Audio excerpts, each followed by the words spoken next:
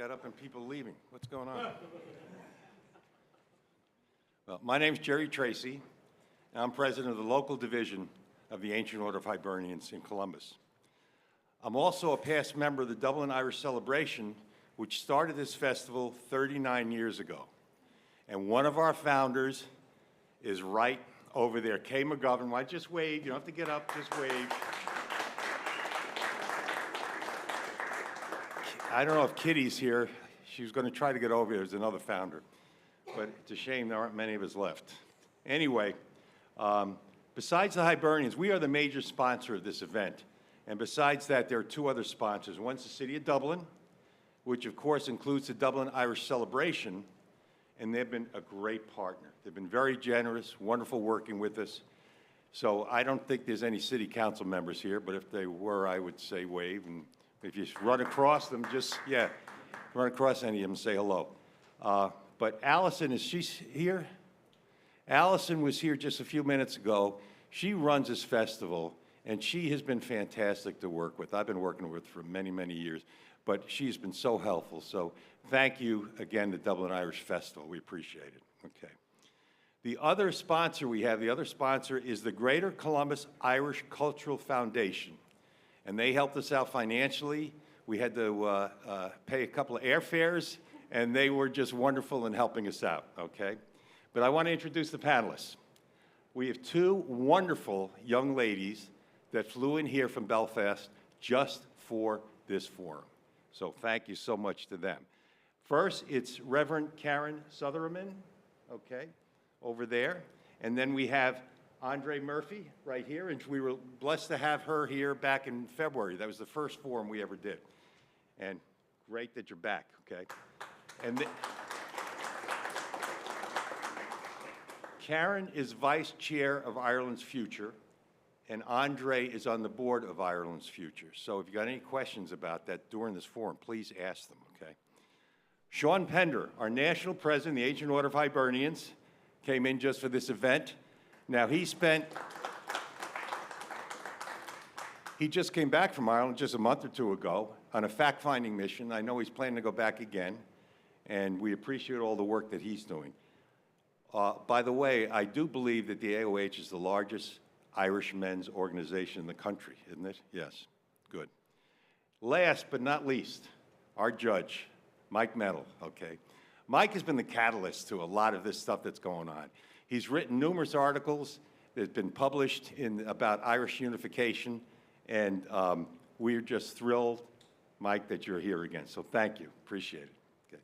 By the way, he's an appellate court judge for the state of Ohio. I forgot to mention that. Okay. This is not our first, I just mentioned, this is not our first forum. We had one back in February, and we had a wonderful moderator, Jeff Hogan, and he did such a wonderful job. So we've asked him back again. We really appreciate that. We're blessed to have him back. Last but not least, we have a petition that we would like everybody, if you agree, to sign so we can send to the Irish Minister for Foreign Affairs and Trade. Our local division of the Hibernians, we sent one about 3 months ago, and we got a response within 2 weeks. And that young lady actually is part of Fianna Fáil, I believe, and she, 2 weeks after our letter, so we'll take full credit for it, after our letter, she announced they're going to have a big meeting this fall about getting together for Irish unity. So they listen to Americans. They listen to Irish Americans. They really do. And we got to get the Republic off their rear ends, okay? That's enough of that. I just want to, I don't want to go on. But thank you so much for being here. God bless. Jerry, thank you so much. This is an intimate little group here. I like this. This is good stuff. And I usually think that if you get invited back, either they felt sorry for you and wanted to give you a second chance, or you didn't mess it up too terribly. We'll go with the latter one. How's that to get started? And you can blame the judge. He invited me back, so that's going to be on him. But this is a great time to be here. Irish Festival, it's so good. And I know that our guests enjoyed some of it yesterday and will throughout the weekend. But just bringing people together in a small forum like this, a nice way to talk about some of the things that that we want to get across and have a conversation with. And that's what I want to stress, too. We have such an intimate group, we don't probably need to hand you a microphone. If you have any questions, just raise a hand or just ask. I mean, we are trying to make this as informal as possible, and there's going to be some things. Who was here in January, the late January, came to that one? Okay. So the other thing we wanted to prove, also, you know, it snowed like crazy that day. We went in, and we had to brush our cars off with snow when we came out. And we were there for 90 minutes. But we wanted to prove to these folks that we can make it rain, too. And maybe bring the sun out for a few minutes. But they've been so gracious to come from so far and to spend their time. And President Sean, you could have been at a soccer game in you know, New Jersey today, you know, but you chose us, and it's a great choice. It's perfect. So just super excited to have the conversation again and try to find out for the folks who were here 6 months ago, you know, what's changed in that period of time, and also new to the program, what the focus is and where we're headed with this. So we appreciate our friends coming in from Ireland, Sláinte, and we're having a great time. In addition to Jerry's wonderful introductions of them, I want to give a little bit of a background, a little bit of context, a little more. Andre is Deputy Director of Relatives for Justice and a leading expert in international human rights law, has testified before both the United Nations and U.S. congressional hearings, a dedicated board member of Ireland's Future and a prominent political columnist for the Belfast Media Group, a vital voice in the global conversation on conflict, trauma, gender inclusion, and the future of a united Ireland. And President Sean has had a big last couple of weeks here. National Ancient Order of Hibernians just re-elected to his second term, so congratulations to that. That is fantastic. Took over the spot in 2024 and took over for an Ohio guy, Danny, I think you were calling him, right? Danny O'Connell, right? Danny O. And pledged from the start of his tenure to work tirelessly for a united Ireland. So you'll hear his passion as he describes why Irish America, as Jerry was saying, it's plays such an important, vital role in unity in Ireland, and Sean is definitely a connector of people, so we can't wait to hear his comments. Judge Mental, an appellate court judge here sitting on the Ohio Court of Appeals for the 10th District, participated in roundtable discussions on the British Legacy Bill at the National Committee on American Foreign Policy, participated in panel discussions on Irish unity, has presented and moderated discussions on contemporary political and justice issues in Northern Ireland, and author, columnist, contributor to those publications at the state and national level, and just an all-around good guy also, so we appreciate him. So Judge Mental is going to handle some of the legal frameworks that make Irish unity possible in 2026, and Reverend Karen, the Protestant, Unionist, and Loyalist community, constitutional change, the opportunities and the challenges that are presented here. President Sean, the role of Irish America, why it matters to the Irish America here, and Andre, the momentum on the island of Ireland, the drivers and the challenges that are ahead. So I'm going to stop talking here and let these folks take over because they know what they're talking about. Andre, let's start. Let's start with you. Just give a brief overview of what we're doing here today. Thanks a million, Jeff, and thank you. Everyone who's meant to be here is here now. And thank you so much for being here and coming to listen to us, because I know it's one of the first times you've done something like this as part of your festival. And so, you know, you're furrowing new ground. But first, before I say anything, I want to thank, obviously, Mike for having faith in us and keeping it, and Jerry and Mike Cosgrove is here, and Christina and Colleen, for what you do for Irish America here in Columbus. And I have to say, when I was here in January, I came back to Belfast and to Dublin and went, you will not believe what is happening over there, what Irish America is doing over there, and the conversations they're engaged in. It is just as informed and just as nuanced as the conversations we're having on the island of Ireland. And I want to welcome two friends from Cleveland, Rita and Marilyn, of course, from the Ladies AOH as well, who are so engaged in this and encouraging to us. So I have all these notes, and I'm going to put them aside, if you can bear with me. Because when I was here in January, what we did was we focused and nearly introduced the idea of Irish unity and can it happen, and the frameworks that are there for it. And I thought maybe I would spend a moment just to say something about what has brought us to this point. So myself, sitting here in Dublin, Ohio, a dub from Dublin, Ireland, everything that I think about is framed by my experience growing up in the 1970s in a partitioned Ireland, in a Dublin that was censored, anti-woman, and felt the impacts of partition.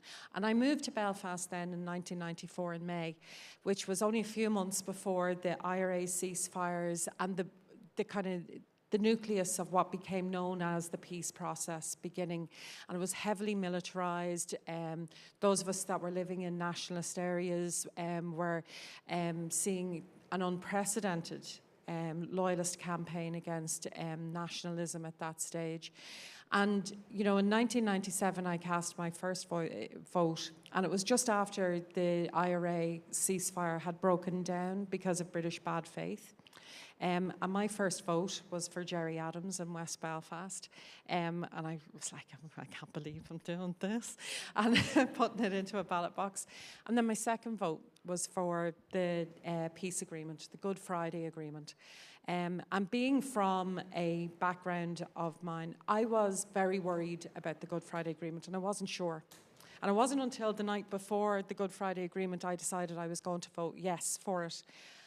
And the thing that convinced me was the paragraph in it that said there could be a peaceful way to a united Ireland through a border poll. And I took a chance. And I took a chance because of my daughter, who was then only 3, and because I was pregnant on my second child, Patter. And I never regretted that vote one single day since. Because we are in the most privileged place after 800 years of colonization. We have a pathway to a peaceful resolution of that. And we do it with consent, and we do it with our neighbours, and we do it recognising partition. And it isn't easy, and it is hard. So what's happened since I was here? I think the Brexit vote in 2016 created a momentum for a united Ireland in an unprecedented way. That vote, where the majority in the north of Ireland voted to stay in the European Union, was superseded by England's vote and Wales' vote together to come out of the European Union, that paid no regard to that peace agreement, no regard to my children's future or any of my neighbours, wherever they lived. And that democratic deficit put in place a new train toward a united Ireland. So, and this debate has gained momentum to the point that just in the past number of weeks, the issue of a united Ireland is being debated by all of the parties in Leinster House, in Dáil Éireann, in the place, the site of partition in Dublin. And every single one of those parties now say, we want a united Ireland. We want to use the Good Friday peace accords to have a vote on a united Ireland in a peaceful way. And the only thing they're disagreeing on is the timing of that and how to plan for that. And they are doing that together. That is unprecedented. And we are seeing a momentum in the north where we have demographic change, where a majority now, the unionist majority is gone. It went in 2017 and it is now gone forever. And the majority are saying we at least want a choice. We want a choice about our future and whether we will be united. And that is extraordinary. And that has happened in my long, but kind of seems like yesterday lifetime. And I think this, you as Irish Americans, being part of that, being interested in this, is extraordinary. We live in one of those amazing historical times, and we all have a part to play in that, and that is incredible.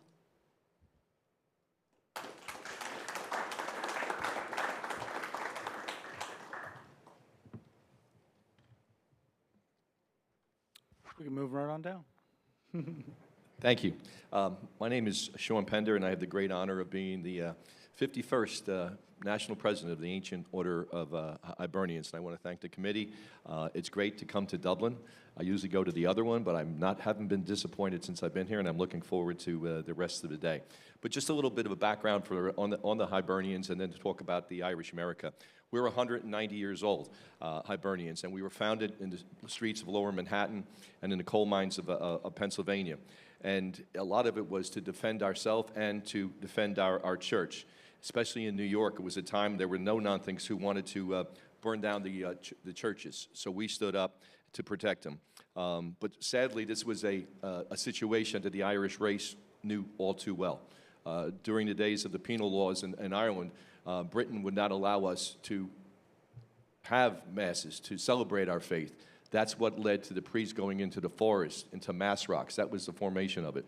So thanks to very much brave men and women at that time, we were able to protect our faith. Also, immigration's always been very, very important to us. Think about that, 1836. In 1836, we, the Irish immigrant, were the ones that were viewed who be different. We spoke different. We said a different language. We worshiped a different God, and we weren't trusted. But we persevered, and we worked hard, and we contributed to this great country. In this, the 250th year of our United States, Hibernians and Irish America are proud of the contributions we've made to this, what my mother, from 90 years old, from County Kerry, always calls the greatest country in the world. We've been proud to be part of a multicultural, ethnic fabric that has made this country what it is. And today, Hibernians continue to promote, protect, and preserve our Catholic faith and our Irish heritage. But it's in our Constitution about unity. It simply states part of our job is to aid and advance by all legitimate means the aspirations and endeavors of the Irish people for complete and absolute independence, promoting peace and unity for all of Ireland. We have been proud as Hibernians to be called the voice of Irish America, and Irish Americans, I think, should be very proud that in the proclamation of 1916, we were called Ireland's exiled children in America. So we'll always have that tie. And we put a lot of priority on working for peace, justice, and unity on the island of Ireland. We were very proud to do our part as Hibernians to get the Good Friday Agreement. And how did that happen? Brave men and women from throughout our country stood up and said the narrative that the British are promoting is false. They are not there keeping two warring parties separated. There's much more to the story. But remember, that was during the late 60s and early 70s where you didn't have internet, you didn't have the media like we have today, so they controlled that narrative. We stood up, and it was brave men and women who stand up because against the power of the British government and their control of the media and what they wanted to tell the world. But what we did, we told the truth. And we went to Washington, and we went to our state capitals, and we convinced our legislators that we, as Irish Americans, put importance on this, and they listened to us. And that started the path to the Good Friday Agreement, something that we're extremely, extremely proud of. Andre's children have been able to grow up in a relatively peace. The war is over, peace is there, but there's still a lot of work that needs to be done. You know, despite a lot of the progress we made, there's still subtle discrimination over there. One only has to look to the Irish Language Act that in 2022 was finally granted its place as official language of the north of Ireland. Well, the discrimination continues. Recently in the Grand Central Station in Belfast, unionist politicians forced the signs that were approved to be in Irish language not to be put up. Casement Park, the GAA pitch in West Belfast was chosen to be one of the host stadiums for the 2028 European Cups. But because of stalling, they've lost that opportunity. So what it could have been, a 30,000 plus stadium that the world would have been looking at to see the rebirth of Belfast was stopped. And that's a shame. So that discrimination is there, but it's a little bit more subtle than in the past. Cases like the Pat Finucane case, Sean Brown, those people are still searching for justice. Again, why? Because the British narrative was that these were IRA men and gunners were supporting it. Still not the truth. Those of you who know the story of Bloody Sunday, Ballymurphy, we stood up with those people, and there's something about it when you go over into a room and people thank you for just speaking on their part. And you're not just talking somebody who's lost a brother or a mother or a father. You're talking to their grandchildren. It goes to the next generation, and they won't stop until they get the truth. And that's what all those people want. They don't want multi-million-dollar payoffs. They want the truth, because those people were just living their lives, and they were cut down, many of them in their prime. But finally, the Good Friday Agreement calls for the For the Secretary of State of Northern Ireland to call for an election or a referendum when he feels that the landscape is such that it could pass. Now, the recently removed Secretary of State, Hillary Benn, used to always say, well, there's no narrative in the North. There's nobody looking for that. That's not the case at all. Andre spoke of that. Since 2017, the Unionist majority is gone. 2022, Sinn Féin is now the largest party in the north of Ireland. Also, the way people vote, there's secondary and tertiary preferences. A lot of those second and third choices are aligned more closely to parties that support a united Ireland, or at least a discussion of it. So there's work to be done at. Studies have shown economically, there's economic benefits for going to a one-island strategy instead of having two different governments, and the demographics has changed. I believe that the only demographic right now where the unionist Protestant loyalist community leads is in senior citizens. As the demographics have got younger, those people's views of what Ireland could look like have changed. So all we're saying, we haven't said let's get United Ireland tomorrow. Remember, the Good Friday Agreement was signed in 1998, and many of those who are promoting a vote want to move it to 2030. 2030 will be 32 years after the Good Friday Agreement. If we can't have an honest discussion and a vote 32 years after the signing of an agreement, when are we ever going to have it? So the AOH stands firmly behind, let the people decide, let's move away the rhetoric, it's a democratic process, and importantly, other nations going through war look to the north of Ireland and look to the Good Friday Agreement to see how can they stop the wars in their section of the world. Well, let's them look at an agreement that's fully implemented, not one that still has a lot of work to do. So thank you. Thank you. Before we get to Reverend Karen Sethuraman, did anybody notice my mistake? I didn't even introduce you the first time around. I switched the order around in my pages, and I never went back and made good on it. The first female Baptist minister in Ireland. How about this? Has served as chaplain to 2 Belfast Lord Mayors. She's been involved in peace and reconciliation work for over 20 years, both within and outside church walls, pursuing a PhD right now. Is a member of the Management Board of Ireland's Future, which promotes the shared responsibility of delivering constitutional change within the framework of the Good Friday Agreement. And lots to hear from and lots to talk about with Reverend Karen. So I beg your pardon and your opening statement. I actually didn't notice, so, but thank you. I did. Terrible MC. I just want to say first and foremost, I want to add to what Andre says. Thank you so much for the privilege of bringing us over here and taking the time to hear snippets of our story, of all the glorious things and sometimes difficult things that are taking place on the island of Ireland. As Jeff said, I am a board member of Ireland's Future, and we are committed and guided by the Good Friday Agreement and this right for our people to determine our future. As Jeff said, I am a Baptist minister. I grew up in East Belfast. I come from a very different community than Andre, and grew up in a Protestant, Unionist, Loyalist background. So my background was bands, the Orange Order, going to the bonfires and all of those things. Growing up in an evangelical church, which I have to be honest, sectarianism exists within the church as well as outside the church. And I can remember from a very young age being told, there are certain areas you don't go into, you stay within your own community. I remember very clearly at the age of 18 being told, we vote DUP. That's what our community does. But something in me didn't sit right. I can remember even as a little kid looking at the bonfires and thinking, something's wrong when you burn a flag.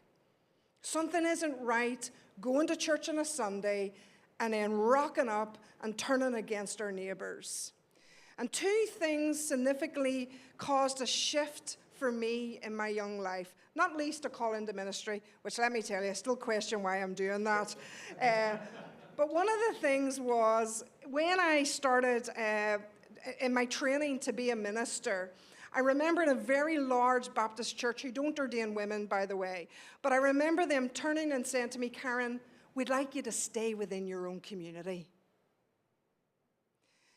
And I remember thinking that doesn't add up with me as a person of faith and someone who wants to bring peace and reconciliation to an island. And I remember challenging them, how do we do that when you're telling me to stay within my own community?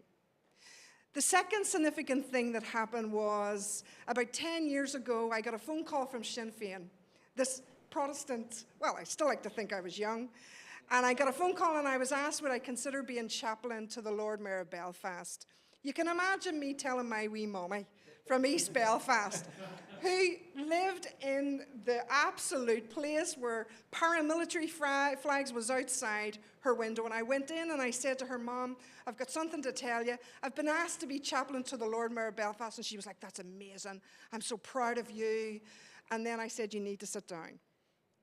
And I said, dear Mama, it's Deirdre Hargreaves, Sinn Féin. And there was a bit of silence. But then she turned to me and she said, Karen, you need to do this. And that changed my life because I went into that as a chaplain and came out with friends. I grew up in a Protestant school and I was only taught one side of the story. I was told not to ride my bikes into a neighborhood, and yet here I was being chaplain to someone that I was told to stay out of her neighborhood. And listen, I'm not ashamed to say I fell in love with Deirdre, her family, her wider family, West Belfast, all those places, because there was a compassion and a grace towards me. And that's the work of reconciliation. And being a mom to 3 peace babies, that's what we call our kids who haven't experienced what we've come through. And my husband's South Indian, hence the name Sitharaman, in case you're thinking, is that a new Irish name or something? But for us, bringing up our kids, we wanted to bring them up where they get to choose, where they weren't brought up in this sectarian place. And so for us, I remember my daughter saying, Mom, don't put your past on our backs. And so we started to ask questions, is there anything better than what we have? Is there any way we can create a better home? And in 2021, Ireland's Future invited me to be part, and I'm laughing because if you ever watch the video, I have my collar on. I haven't worn, I don't know why, whether I thought this will keep me safe or something, I don't know. But I remember taking part in this online program called Warm House for Unionists with other folks from my community. And we were beginning to say, look, we want to see something new. And we want to be part of that conversation. And I have to be honest, since 2021, and that was viewed online by 40,000 people. And Ireland's Future has hosted conversations in big arenas, but for me, the most significant conversations are around the kitchen table, are behind the closed doors. And I have the tremendous privilege of saying today that it wasn't that it was just me, but now there are more people from my background, from a Protestant, Unionist, Loyalist background going, we want to be part of that. We want to create something new too. And that's the work of reconciliation. I truly believe, guys, that Irish unity is the biggest work of peace and reconciliation that we or I can ever be part of. And you guys, we do this together. And so working with Andre is a privilege for me because we work great together. And I learned so much from her. But we model what we want to become. Different backgrounds, different stories, different views. But we want a new Ireland. So thank you.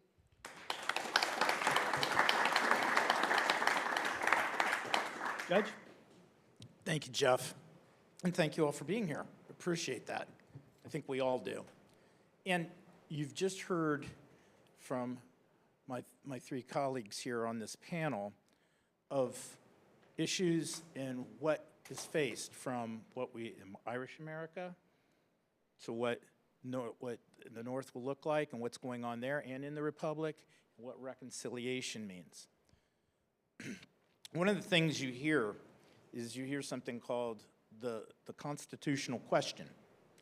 I want to mention that very quickly because it will be that term will be used here, but it means more than what you may think. and here in the United States, we think of a constitutional question like we see it on the news, or something that would be brought before me and my colleagues on the court.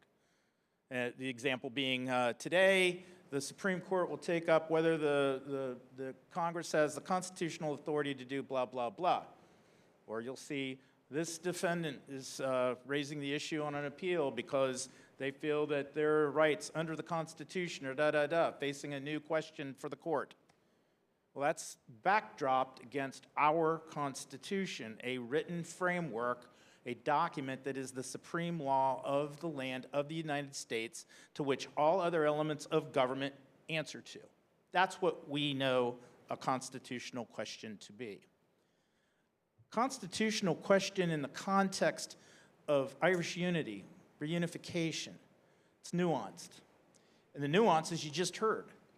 It's not just on a document, it's far from it, to be quite frank. It's on the issue of what does history, tradition, reconciliation, citizenship, governance, what does that entail? That is the quote-unquote constitutional question that is to be discussed. One of the things that I look at, and what I'm going to be talking about a little bit further on, is on that constitutional question, what is the framework of the law that in a united Ireland would look like? Or what would that be to propose to those on the island of Ireland who are going to make that decision? It's going to call for planning and process to do that. And I'll talk a little later about some of those planning and process ideas and thoughts. But the stem of all of this, and I'm taking this from Andre, because Andre brought this up the other day in another meeting we had with some of our local leaders, is that the backbone right now that operates in the North is the Good Friday Agreement. That's where you get your legislative power at the moment. It sets up the relationships that are going to happen and do happen between the Irish government and the government in the North, where they meet quarterly on questions that are cross-border. That sets up a framework, but that's not the end-all. And it also clearly sets up the question of having and when a referenda could be called, or the border poll, as Andre referred to. But now you have to take that, and you've got to figure out what, with the law as it's going to have to be, because in order to have a new Ireland function, it's going to have to operate in some framework of a legal process. And that can be, as under the United Kingdom, set aside a moment for the nuances of the Good Friday Agreement, but you have an uncodified constitutional approach there, and you have a constitutional approach, which is also, which the Irish government has, and which is somewhat operates almost identically to the way we understand it here in the United States as a constitution, as a supreme law of the land, versus the primacy of a parliament that the United Kingdom operates under. So it is critically important to also think about how are you going to use judges, such as myself. They're going to be critical. Here in the United States, at what point in time have we not heard this thing? Someone says, well, I'm going to take this to court. Well, I'll bet when that gets to the court and that gets in front of a judge, that's going to change. Well, it's kind of flippant, but it's true. It will. And in a new Ireland, you're going to have the judiciary set up to be able to grapple with a new constitution or a new framework of how to approach the governance of a new country, for all intent and purposes. And how are those judges going to be selected? How will they operate?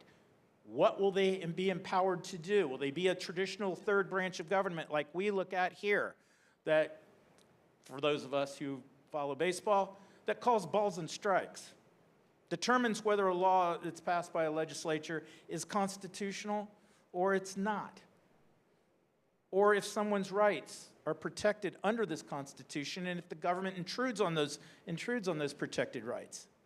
Same thing that we talk about here, and that general idea is also what has to be discussed in the context of a new Ireland.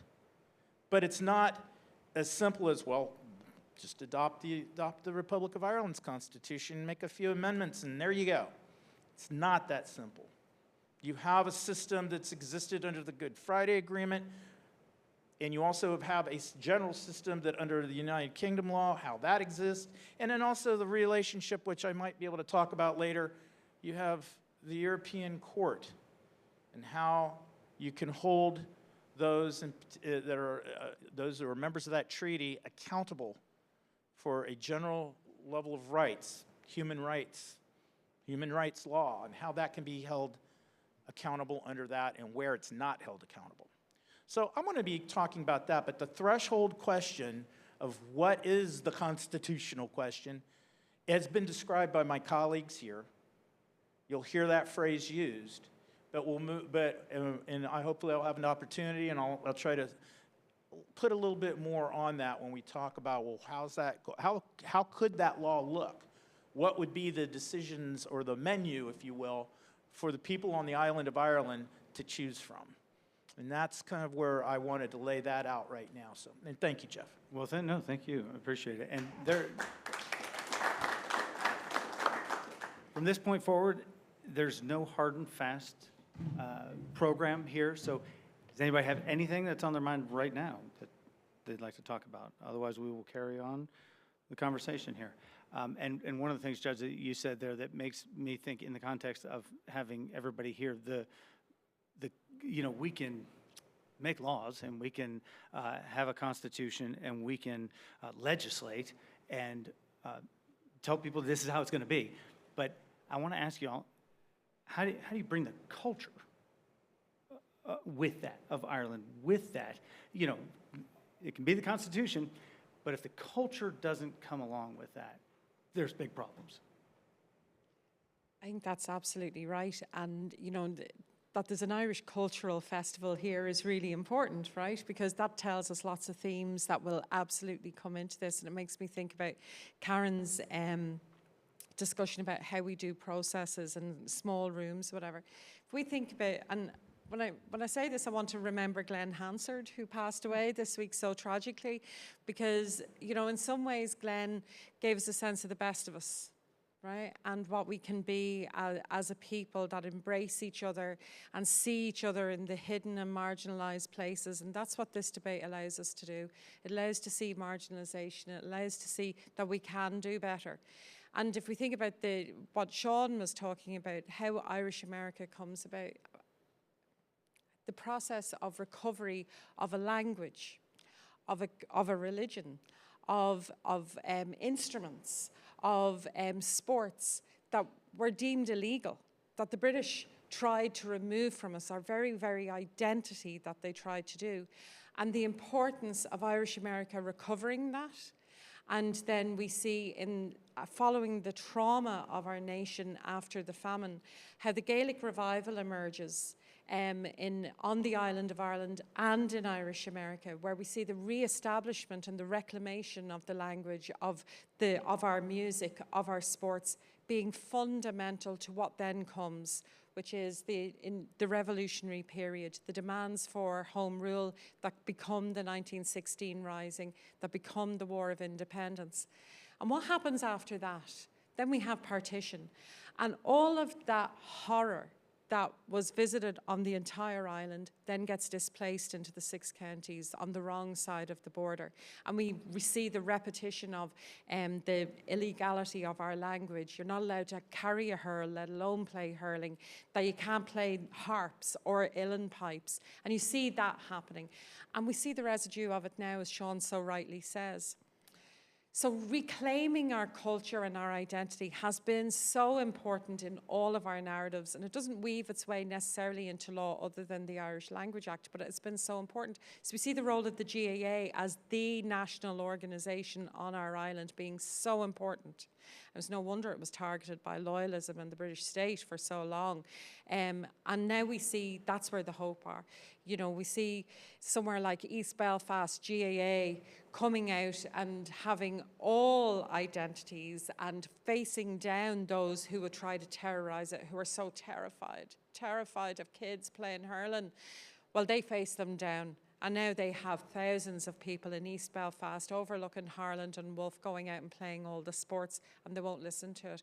The language that they tried to say was completely illegal, and it was a terrorist language. Well, now we see in East Belfast how it is reclaimed, and there are more Irish language rangana in East Belfast than there are in West Belfast. My kids go to when their entire schooling was through the Irish language in the Gaelscoileanna.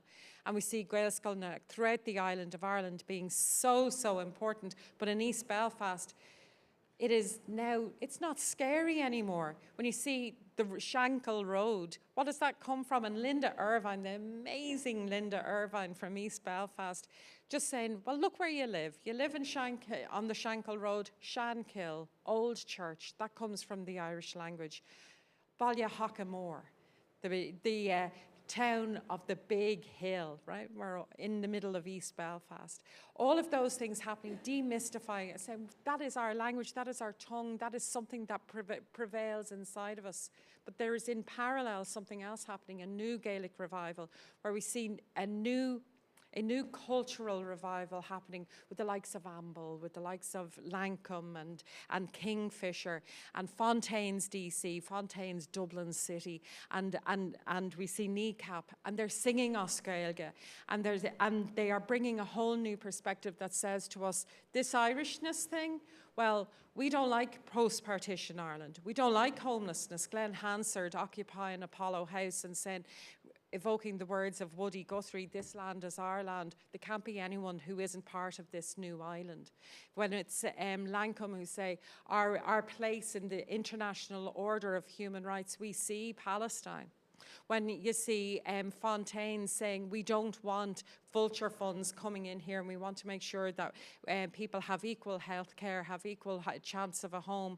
Or when Kneecap stands up singing Oscailga and saying, our right to an Irish language, that is our first language, our main language, and they sing all these rap songs that I absolutely don't even begin to hear as anything other than noise, right? That's our Gaelic revival, and it looks really, really different to what happened in the 19th century, but it's just as relevant, and it leads us to our new revolutionary period, the period that won't be dictated by bombs and guns but this revolutionary period that we do peacefully, but no less meaningfully.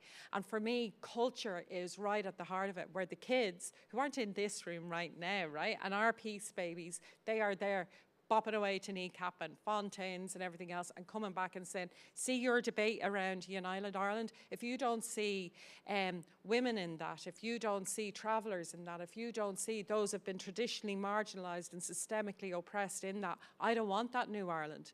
And that's the lesson for us, because we go, right, okay, we need to make this a process that is inclusive and goes to the places that traditionally are a little bit difficult for us and a little bit challenging for us. And we hear stories that challenge me, my power as a white woman with a third level education. Okay, I've got to listen to new conversations in this, and it is a joy.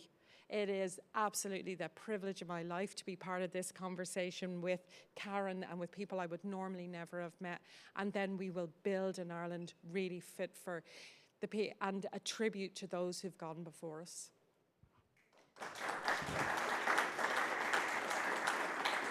You know, I've had the honor of meeting the folks from East Belfast and spent a lot of time in there. And, you know, to see this Irishness that they have, there's just as much Irish as anybody else. And it's unbelievable to see someone like Lisa Irvine having an Irish language class in East Belfast. People from the Protestant Unionist Loyalist community playing hurling on the East Belfast GAA. It's about accepting others' culture and respecting it. And that's so important. And the the good part is the people on the ground, these peace babies, as they're growing up and having they don't see that old past. They don't see the past where Karen says you don't go into that area. No, you go into that area and you talk to those people. But the problem we have is a small group of people who are trying to still keep us apart. There's nothing wrong with July 12th and bonfires, but they are when they go through areas where they try to denigrate somebody because of their past. There's nothing wrong with a bonfire, but there is something wrong with a bonfire when you put an effigy of a leader up there, when you put the casket of Martin McGuinness on it, or just recently when you put a mosque on it. That's not culture. Unfortunately, certain leaders don't have the courage to call that out, but they need to. The cultural revival that is going in East Belfast, like I said, as someone who's been there a lot, it's really heartening, and there's a lot we can teach each other. But we got to make sure that those people that are working, these are the people that are working for reconciliation. Reconciliation has been going on prior to the Good Friday Agreement. But what I hate to see right now is a lot of people in different parties are saying, well, we can't move forward without reconciliation. And I guarantee you, every one of those groups who said that hasn't done a damn thing about reconciliation. They're not seeing reconciliation as a key process of moving us forward. They want to put it as a block to say, well, we can't because we haven't made peace. Look yourself in the mirror, because these are the people that are taking the brave steps, and their kids and everyone to follow. But those leaders need to be called out for what they're trying to still promote separatism, racism, and bigotry, and that's not right.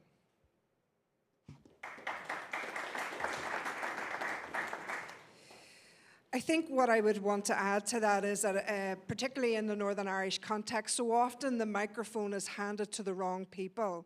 And what I mean by that is that particularly within the unionists, the PEL community, we hear the same old voices, and it's not always positive. And so I guess one of the challenges for us moving forward is making sure the mic is passed to the people who need to be heard. And I don't know if you've heard of the Happy Mondays. We have now called ourselves the Happy Lundies. If you're not familiar with Lundy, he was Robert Lundy, I think it was 1688, and it was the Siege of Derry, and he basically became a traitor to the Protestant people because he was like, do you know what, we need to surrender here because we're not going to win this fight. And he became a Lundy, and we've been branded Lundies. We have received so much abuse. We have received death threats. And the reason why I say that is because there are people who are too scared to put their head above the parapet. But the reality is they are there with the shoulder to the wheel, wanting to create. And the key word for me is new. Something new that celebrates all cultures. Where if you want to be British, you can be British. If you want to be Irish, you can be Irish. But we pave and create a better way forward. One of the things I get hit with all the time is just what Sean was saying. But Rev, you do peace and reconciliation work. We need to be reconciled before we can have a united Ireland. Good luck with that, because we will never reach reconciliation in any community, in any family, in any context. The work of peace and reconciliation is ongoing. It's an ongoing process. We don't reach some mystical place, light a campfire and sing Kumbaya. It's wonderful if we do, but I like to view the work of reconciliation through the lens of neighbour. Let's, in our disagreements, let's, in our different takes, in our woundedness, in the things that the different backgrounds that we represent, let's learn to live as neighbours. That's reconciliation. That's reconciliation. So there is no mystical place that we reach, because tomorrow, if there was a new Ireland, reconciliation will continue. When we leave the US, you guys are doing the work of reconciliation. When you, every night, tell the news of your country, amplify the stories of hope. That's the work of reconciliation. And it's no longer, I don't think, acceptable to use it as an excuse for us to move forward, because we're all part of that work of reconciliation. So I love the idea of creating an island of neighbours, and that sense of our Protestant neighbour, our Happy Lundies, our in-betweeners, the people who are undecided. Let's not forget them. They're right there. They want to be convinced. What will this look like? What does this mean for our health service? That's a big one. What does this mean for my children and education? That's why this is important, because these are the questions that are being asked. And as Andre said, and I have to second this is the greatest privilege of my life. It really is. And I only do a tiny little bit, right? But it is the privilege to be part of this conversation and to somehow make a difference.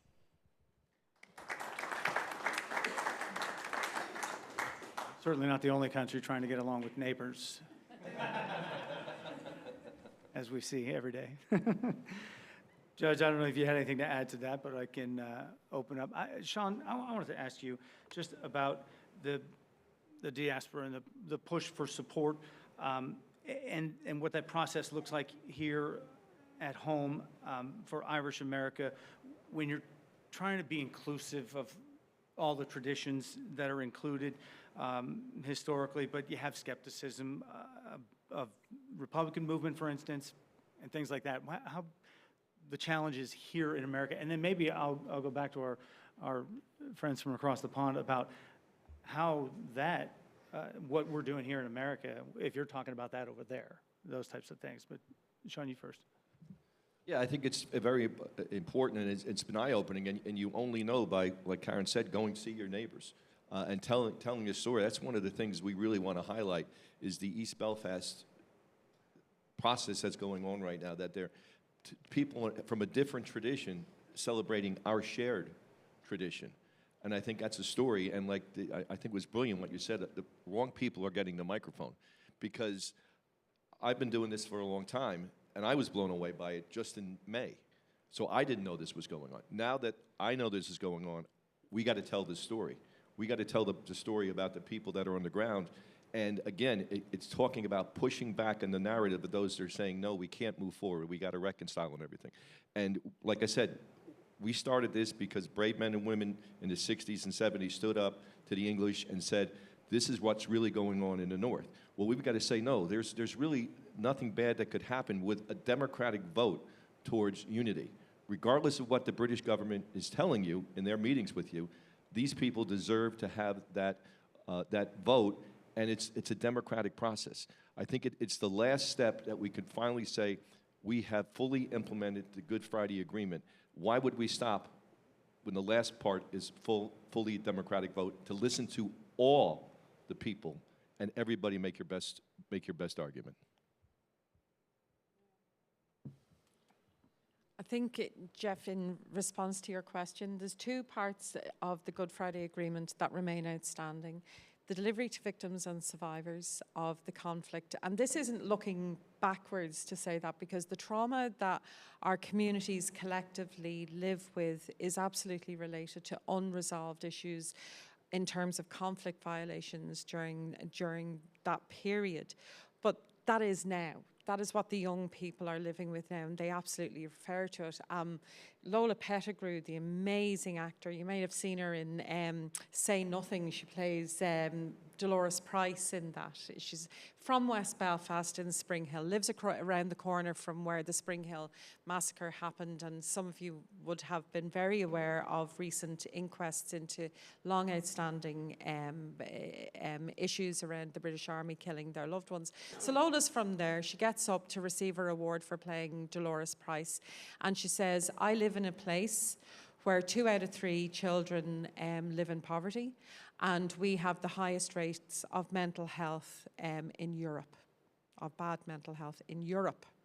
And that's unresolved issues of trauma, and we need to resolve those. And the second part in terms of dealing with the Good Friday Agreement is this: how we settle the long outstanding issue of how we govern ourselves and whether we have self-determination.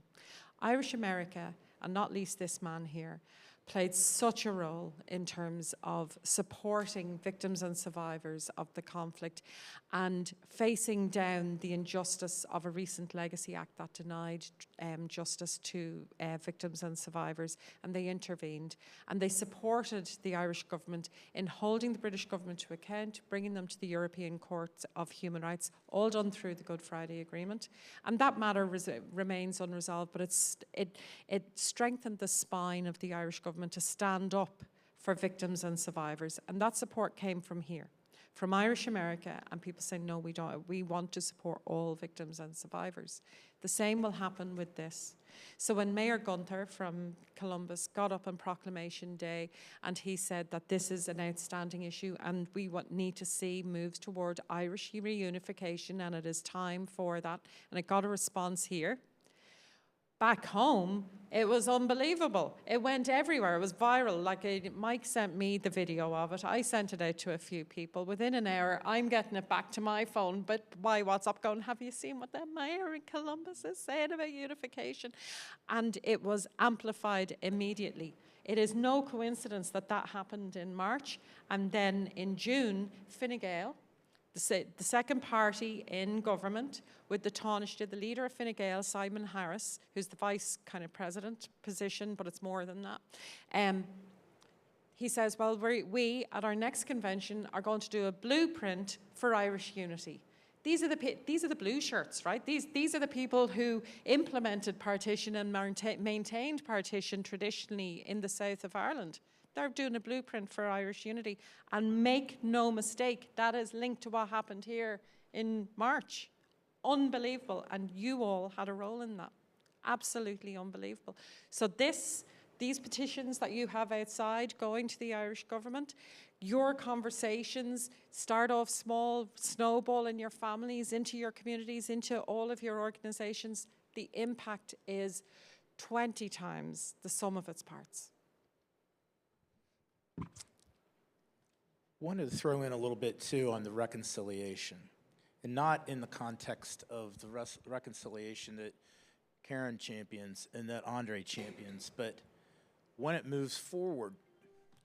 One of the things that is critical, and Andre just said, is getting the planning and the process moving to get the Republic's government moving and putting that forward, is to have part of that reconciliation being part of that planning.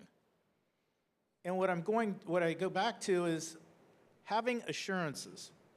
I'm not saying guarantees. I'm not saying that that there's an absolute. I'm saying in the broadest term, assurances.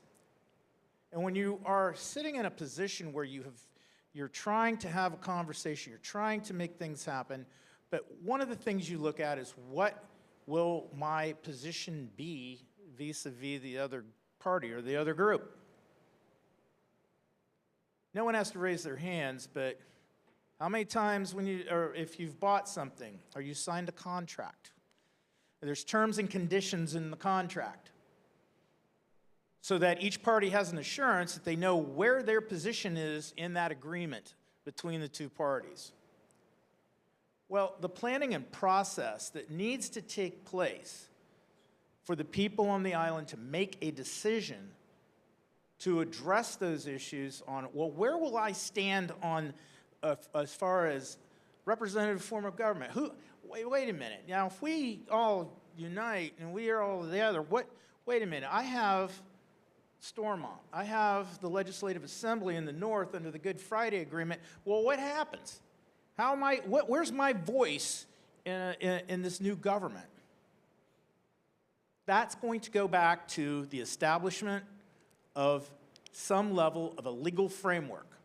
I'm going to say constitutional framework in the context that we have, but I'm not saying they should have it, and I'm not dictating that that's the answer. But think about this. I'll pose this question. Think about the fact that if you are now working through a process with someone, and you're working through that framework, that legal framework, you can't address substantive or subjective attitude, but you can address where do I stand in a new Ireland, then you can make sure by having that legal framework where you stand. What's your assurance of where you will be in that new process? Some of these all have to be broken down into their discussion points. You have to have the people's assemblies, which would be similar to what we have done with constitutional conventions. I'll take us back in our history a little bit. Before we had the U.S. Constitution, we had the Articles of Confederation. They served an okay purpose. But the framers understood we needed to have something more. We had to have a framework of a document that would dictate the superiority for the people of the United States. And they had a constitutional convention. They debated that out. What were they doing when they were debating? They were reconciling. What do we do with how the taxation? How are we going to deal with representation? What about our rights? What about what's my? Do I have free speech? It's in the First Amendment. In fact, 4 of the elements of the First Amendment are sitting right here in this room.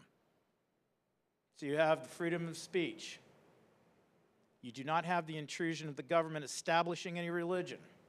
We're having the right to assemble, among others. So we have that.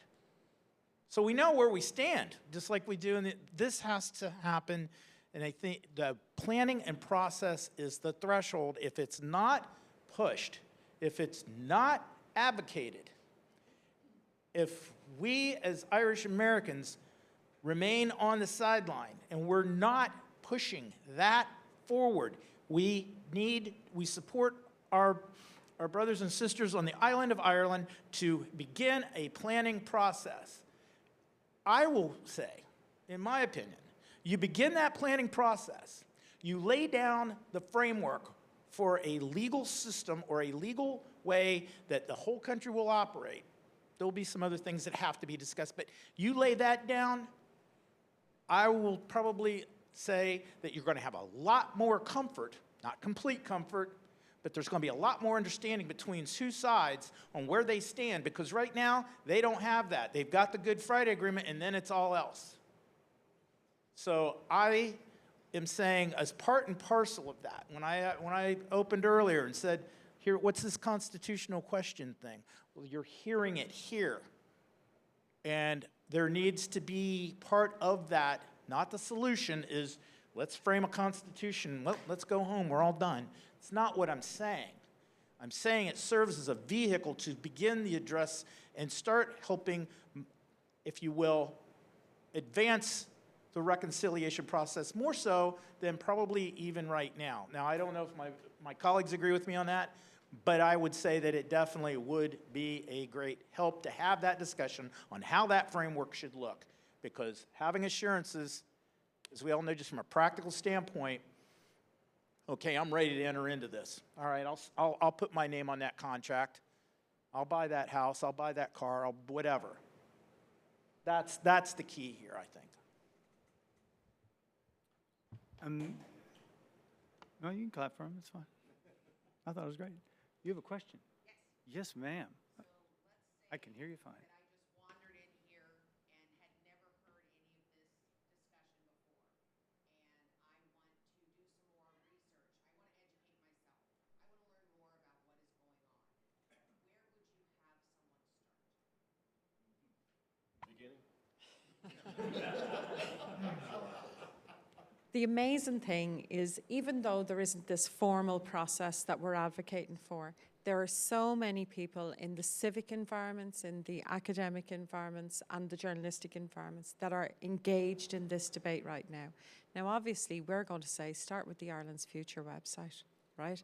Because the resources that are there are amazing. We have colleagues like Professor Colin Harvey, who are just unbelievable, and we have papers on the health service, on the potential costs of a united Ireland. We have links into the Aaron's projects, which is, again, huge documents that are there. And those kind of places are really good places to start. And there's Professor Brendan O'Leary's books, there's Frank Connolly's books. But if you want a human story of this, you couldn't go far wrong reading the book by Claire Mitchell called Ghost Limb. Claire is from a traditional British background, and she has gone on a journey herself of trying to recover her cultural identity. And she goes to 1798 and the role of Presbyterianism in the Irish Revolution of that time, and how once she went on that journey, how she started to recover her own, what she called Ghost Limb, her Irish part of herself.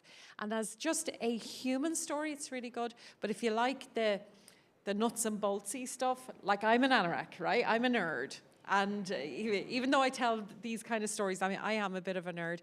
And I would say go to those places, the Aaron's research program and the Ireland's Future site, Christina, and I would say you couldn't go far wrong from there.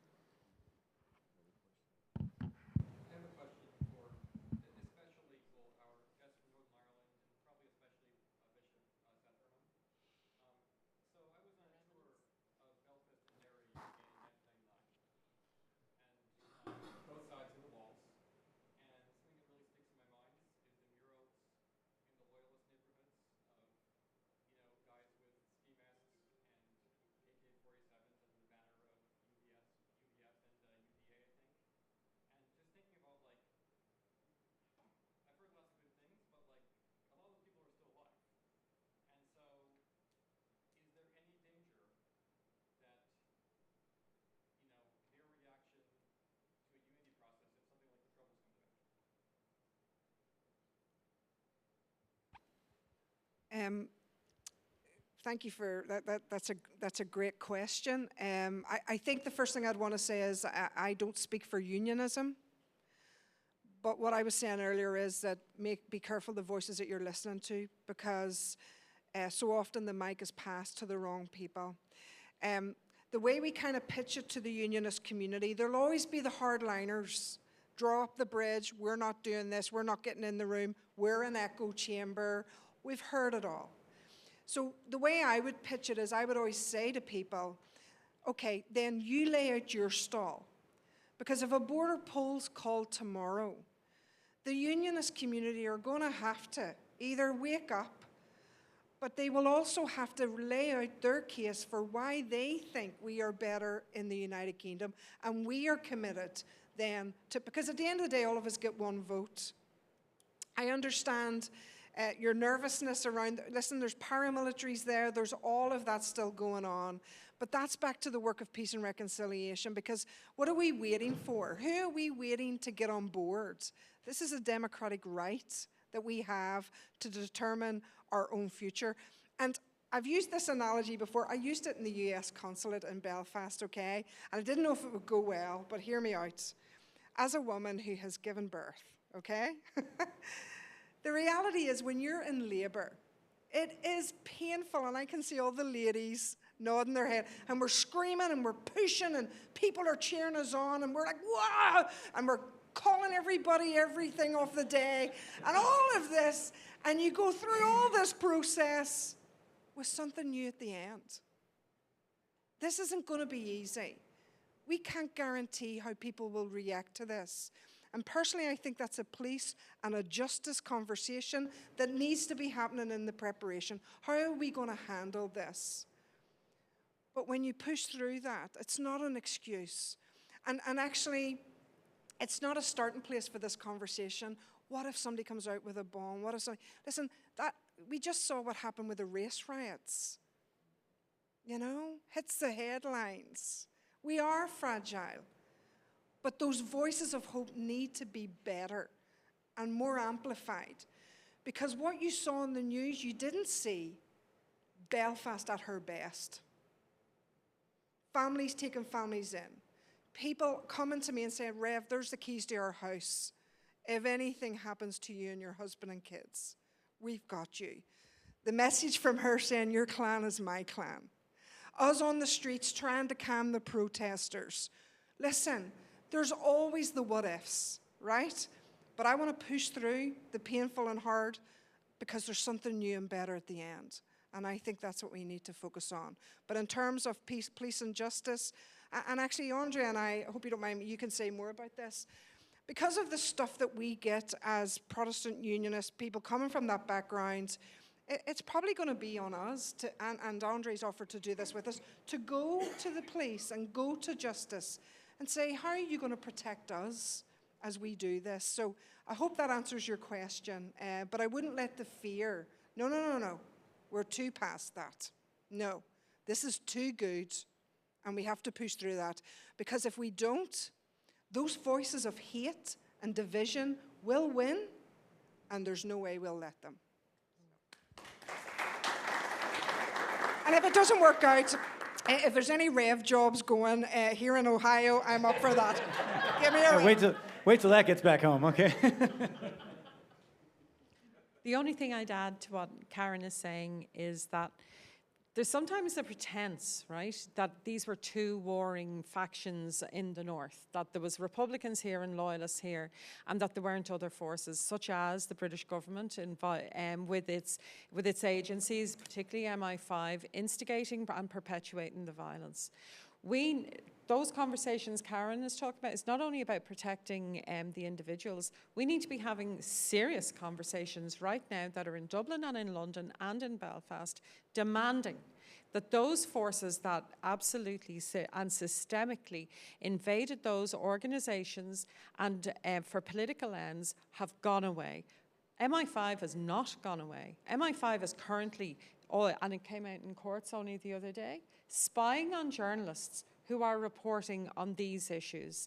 They are spying on human rights activists who are involved in these issues. So, you know, the solicitor Niall Murphy, the journalist Barry McCaffrey, exposed how just talking about the Loughlin Island massacre led to them being spied on, not by loyalist paramilitaries or Republican paramilitaries, but by the PSNI and MI5 operatives. We have to work now to ensure that they leave the stage just as much as the loyalists and the Republicans who would threaten our peace. And I include dissident Republicans in that, who had a bomb in a car for some reason last week, but it was found by the Gardaí. And we need to ensure that we have robust conversations now, because this is the protection of our peace process. It's the protection of our democratic right to determine our future without the interference of those sinister agencies in the background.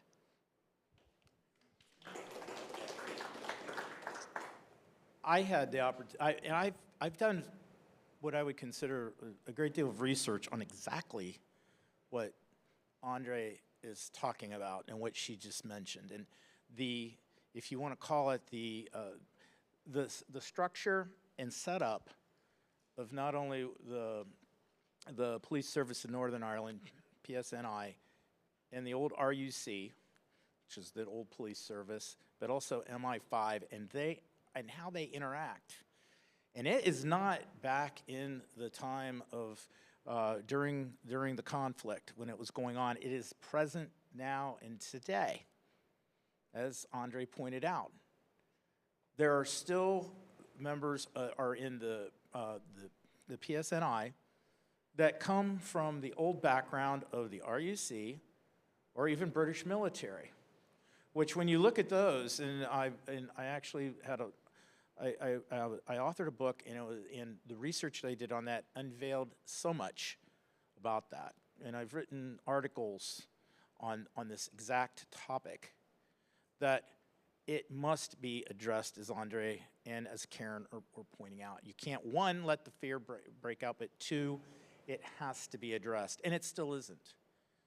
In fact, I think it was up to a year and a half ago when some of the heads of the PSNI were actually, they were found out to be part of the RUC that was part of investigations which they actually were in collusion with to keep down the information so that members of the RUC and British forces couldn't get prosecuted. That wasn't in 1976. That was 2025. So it still exists. So the need to address that absolutely has to happen. Is it the impediment? Well, let's just pack our bags up and not pursue a new Ireland? No. But it's recognizing that it exists, and as Andre said, pull the two major governments together, and including Northern Ireland leadership, and address it and get it cleaned up. So there's, if you're interested in any of that type of information, you can go online and you can find records in the Public Records Office of Northern Ireland, and you can pull things up. Predominantly deals with the conflict, but it also is now starting to expand with documents that go past the time frame of the Good Friday Agreement. It will illustrate to you what and how deep the impact was and the infiltration, if you want to call it that, of MI5 the RUC, going towards a PNSI, and all of these factors. But to be clear, I'm talking about the government and its agents doing this. This is not a reflection on anyone who was a unionist or Protestant. It's not, they're differentiated and completely separate by chasms. But if you're interested in looking at, it's the Public Record Office, Northern Ireland. It's online, and there's a plethora of declassified documents on, but predominantly focusing on the conflict. And to follow up on kind of both of those, you know, the victim story is something, a good place to start. It kind of incorporates all this. If you just pick Bloody Sunday and Ballymurphy and compared after those people were killed, what did the British government say? They put down major IRA uprisings, okay? And they just didn't do it for days and weeks. They did it for decades. It took 42 years to get somewhat of a justice in Bloody Sunday. It took 52 years or 50 years for Ballymurphy. I've been honored to work with the survivors. They killed a parish priest and they killed a mother of 8. Spring Hill, White Rock, they killed the parish priest who said the mass, the funeral mass for the first parish priest. Okay, think of those stories. Compare what the English said happened in the days, week, and decades after, and then compare to what the family said. John Kelly, who lost his brother, told me one of the most powerful things, because they would go back to him and say, John, same people, and say, John, I've been interviewing you for many, many years. You know, your story never changes. And John said, you know why? Because when you tell the truth, you don't have to change your story. And that stuck with me. Those people, that's where you want to learn, and it's real, because the judge is right, but it's confusing as heck to say MI5, this one, that one, but just see the lengths that they went to try to cover up what they did. And the fear part, look for the hope. One of the people here, that group that's doing well, we want more from the Irish government, but the Irish government has started something they call the Share Ireland Initiative, okay? And they brought with it, they've invested 623 million euros, and that soon is going to be doubled. And they're putting together projects for people from the north and south, boring stuff about infrastructure, stuff about getting communities together. But they're also building bridges. They're building a real bridge to connect the narrow water bridge. They're going to connect Louth and County Down. And otherwise, they're building other type of bridges. They're getting the people together. So those people who were saying the fear part, no, you know, that's not what can happen. Yes, they're going to use that, but you can't use that. You got to look towards the hopeful part, because it's very easy to say, oh Jesus, if this happens, the bombs will be going off again. Not if you don't let it. You know, not if you don't let it. And unfortunately, there's been a long history of things being allowed to happen, and we need to call that out. One of the worst things they have done as they try to reconstitute a new police force is put the police force in charge of investigating the past. That has got to stop, because it's not fair to those people who are trying to do the regular job of policing to be viewed at from a community saying, well, they're the ones that are investigating the death of my loved one 35 years ago. But that's got to be separated, and that's why we'll do it. But I say, get to the stories of the victims. That's how you're going to learn the truth and learn the stories, and look for those groups that are working, and give credit where credit is due. And it is, I love the labor part. Someone who's never gone through it, but I like what you said about that. We're in that part, but it can be a great thing at the end.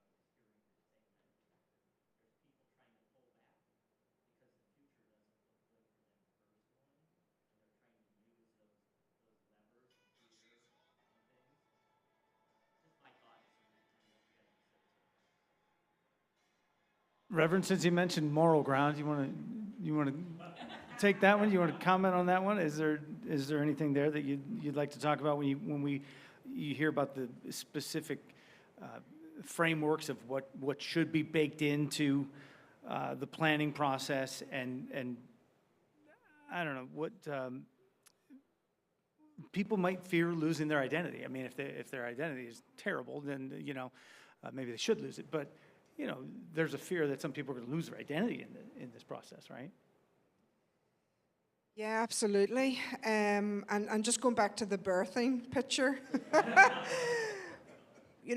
once you go into labor, there's no going back. There's no I'm not having this baby now, and this has started, and we're in this, and you're absolutely right.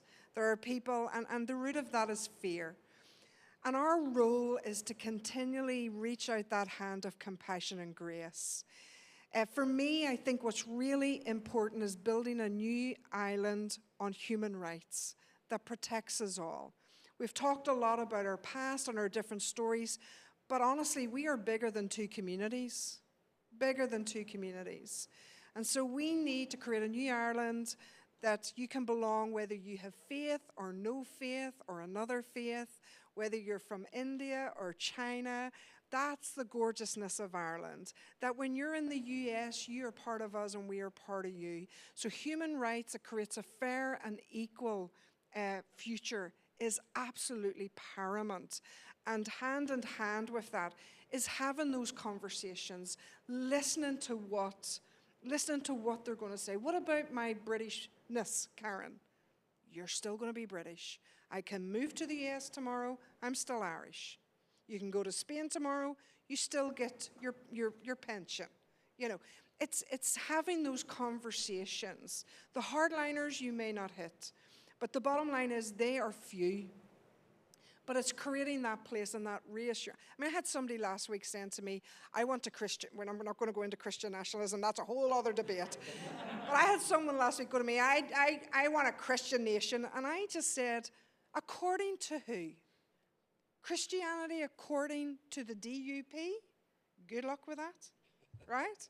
Christianity according to me? Good luck with that. No.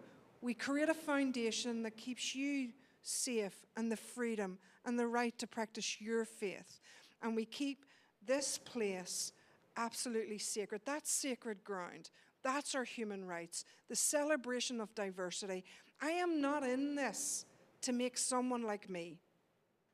Good luck with that, That's why that view and that lens of neighbour is paramount.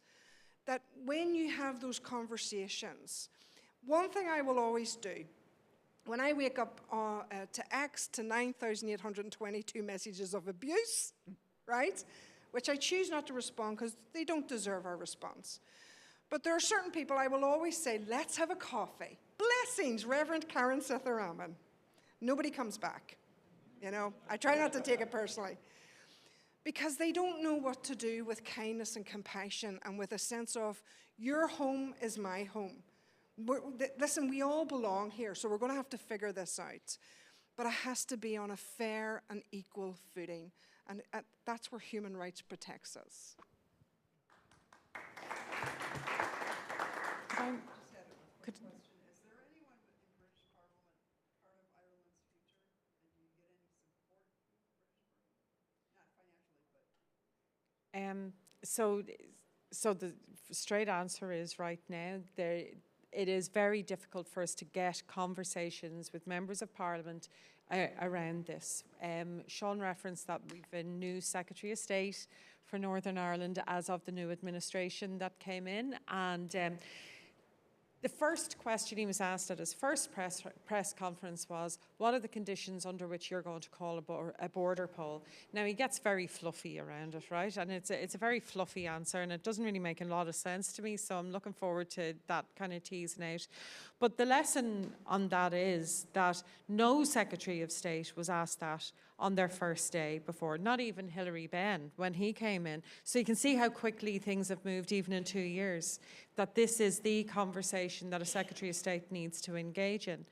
And I think that when we see that MPs are discussing different issues regarding, the one thing to bear in mind, right? Anytime Ireland comes up, the north of Ireland, whether it's the implications of Brexit, whether it's legacy or whatever, nothing will send MPs to the tea room quicker. It empties out. They don't give a flying continental about Ireland. And that should tell all of us everything about where our interests lie. However, in parallel to that, down in Leinster House, when this issue, unity, was being debated, you couldn't get in the door. They were all there. They all had their hands up, standing up and down, wanting to get their say in, because they all had something to say, and it was all positive. Now, it mightn't have been exactly what I would have wanted, but it was positive from the point of view they all want Irish unity. The Labour Party, the Social Democrats, the People Before Profits, Fianna Fáil, Fine Gael, they're all Irish patriots sitting in there, and they have our interests at the forefront of their minds, and it's so interesting. Could I just, for a second, come back to the question, the issue that you raised? Of course. In terms of the example, I wanted to raise two examples of how things can change. Martin McGuinness, when he, God rest him, when he was First Minister, did two things that, for me, were so important and tell us how change is possible. He met the Queen of England. He met her in Belfast, and he met her over in a state dinner that was being held over there. An Irish Republican going and shaking the hand of a British Queen would have seemed anathema. It would have seemed something that could never have happened, and he couldn't have survived. He not only survived, he thrived. People were delighted. Irish Republicans were delighted that better relationships were being forged, and they loved to see the courage of that man. But something that went a little bit under the radar was when he went to Warrington, to the site of where the IRA had planted a bomb and killed 2 children. And he met with the father of one of those children. And that father's called Colin Parry. And they formed a friendship despite that horror, because Martin said, "I'm really sorry." And he heard him and didn't try, and he just wanted to engage in building peace. And when that is there, I think everything can change. The sky didn't fall in. Martin McGuinness didn't lose a vote. He gained votes. And that's the lesson to all of us.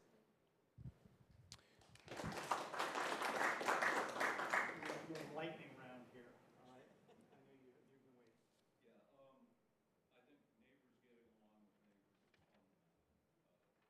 I'd like to get your thoughts on the continuing existence of peace walls. And I always go back to Reagan saying, Mr. Gorbachev, to tear down this wall and the consequences thereof.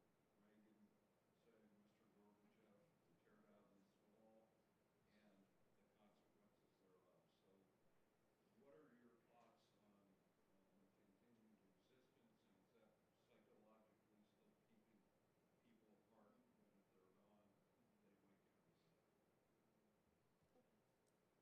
they might get reset?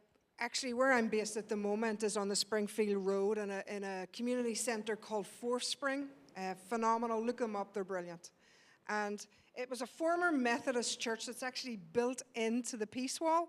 So you go in the CNR community, Catholic Nationals, Republican community, you go in the front door, and then when you go out the back, you're in the PUL community, the Protestant Unionists. And so it's literally built into the Peace Wall.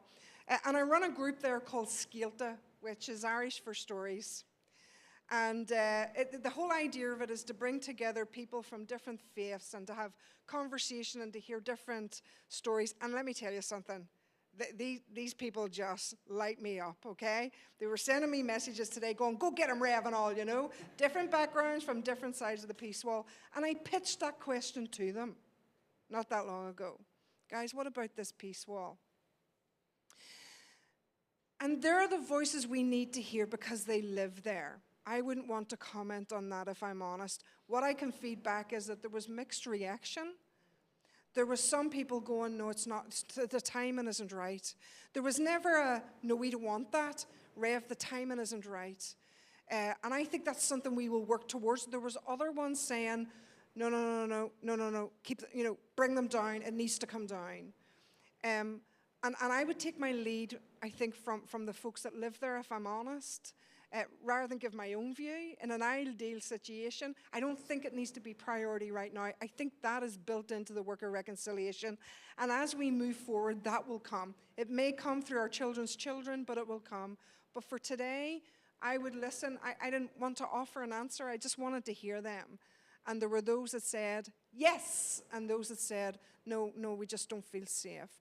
And what happens, particularly when there's rioting and violence in terms of the north of Ireland, is that there are paramilitaries that will stir this up at the peace wall.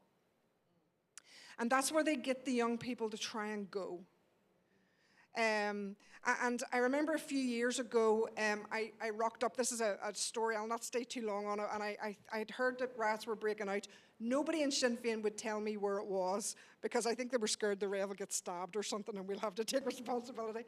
But I managed to find out through some of my friends that live in that neighbourhood, and I went along, and there was 200 young people ready to riot, and other clergy were on the other side of the wall, and they were trying to calm things there.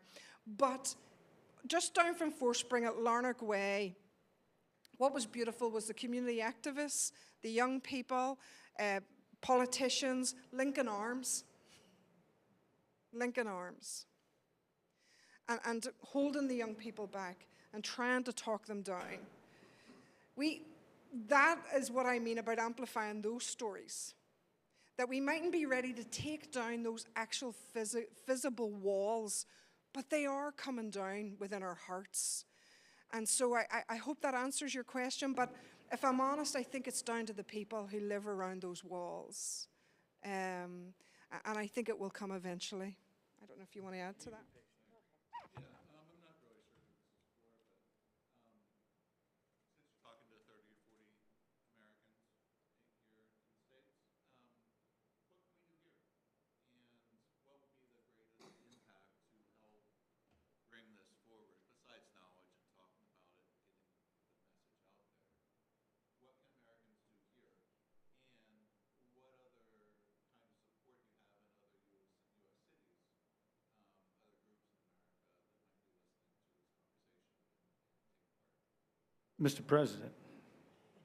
Yeah, well, join the Hibernians first thing. That's what you can do.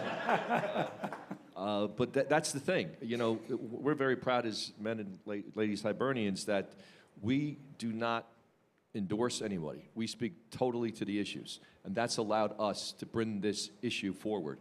I'll just use an example where I'm from, right across the river from Pennsylvania.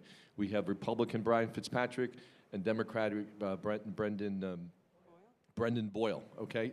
And the great thing about the Irish issues, it's one of the still bipartisan issues in Washington.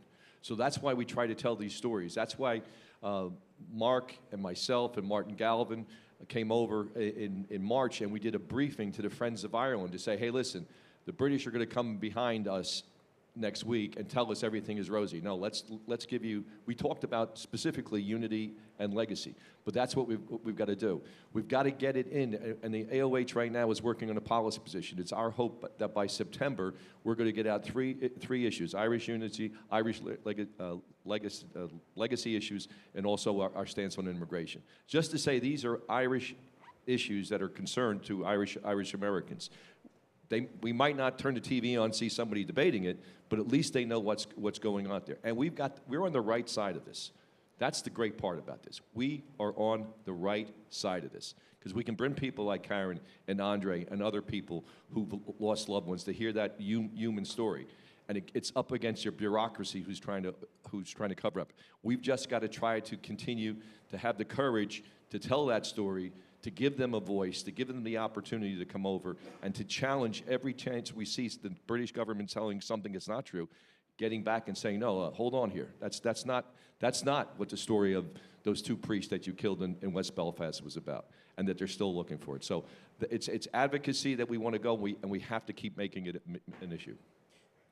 But because we're probably regional, you're here part of the festival, it's not national, but there's been support through city governments, Columbus, Cleveland, Pittsburgh, Cincinnati,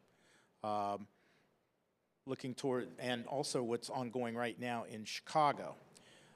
there are others in around the regional parts of this country that are very supportive. There are the Irish American community organizations that are in those communities, which are the ground roots pushing up. That is happening. Depending upon what part of the region or the country you're from, it would be, I would say, first what Sean said. You can check with the AOH, but if you have any type of an organization, a Shamrock Club, Loyal Order of St. Patrick, whatever it might be, I would almost venture the guess that they're also engaged within that particular city in supporting that question.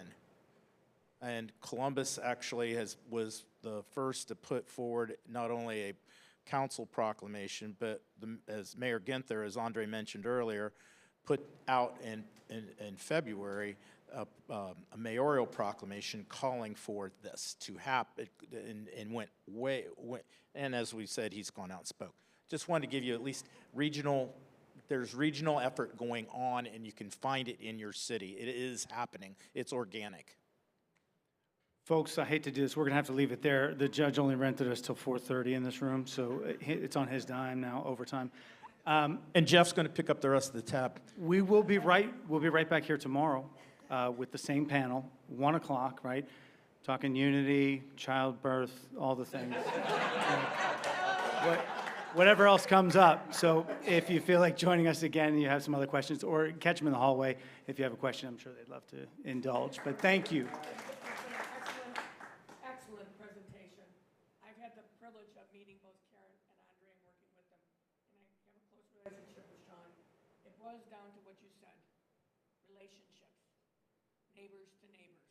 And we get neighbors to neighbors here talking about it, over there, we're going to see Irish unity. Thank you. Thank you all for coming. Turn off those lights. Yeah.